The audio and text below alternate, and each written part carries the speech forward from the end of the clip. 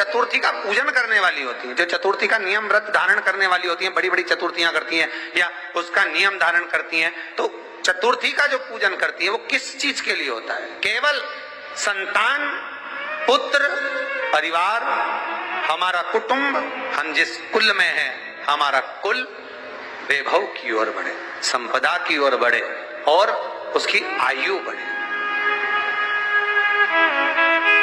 उसकी आयु बढ़े।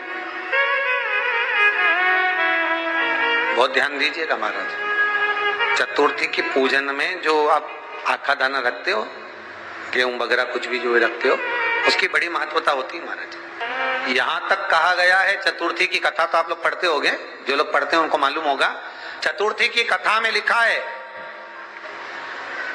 चौथ माता के व्रत में वर्णन किया गया है कि वो आखा दाना जो रखा जाता है, मान लो कोई जरूरी काम होता है तभी आखा दाना को रखा जाता है, संभाल के रखते हैं कि हम इस काम के लिए जा रहे हैं और हमारा ये कार्य सफल होना चाहिए।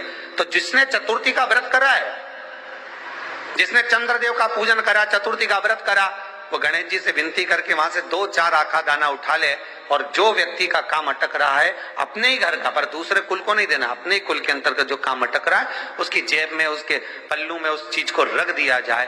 तो चतुर्थी जो अगली आती है, जैसे आप महीने की करते हो तो महीने की, और आप जैसे करते हो कि 4 अलग बड़ी बड़ी चतुर्थी करते हो तो उसके अनुसार आपका कार्य सिद्ध होता ही है। उस आखे दाने का इतना महत्व होता है क्योंकि चतुर्थी का व्रत करने वाली माता जब व्रत करती है तो स्वयं चतुर्थी की कथा में लिखा हुआ है कि पार्वती जी गणेश जी से चतुर्थी की कथा बचवाती। चतुर्थी की कथा बाची किसने थी? स्वयं गणेश जी महाराज ने। और सुनी किसने थी?